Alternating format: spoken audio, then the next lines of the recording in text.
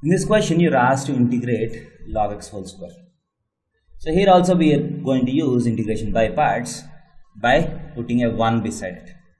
So this is u, this is p.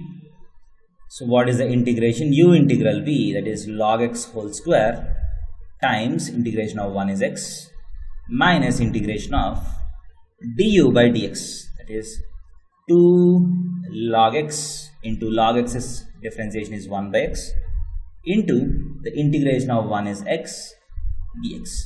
This x and x gets cancelled. So x times log x whole square minus 2 times integration of log x dx has already been done. So what is integration of log x?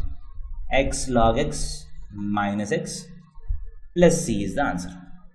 That is equal to x times log x whole square minus 2x log x plus 2x plus c is the answer to this question.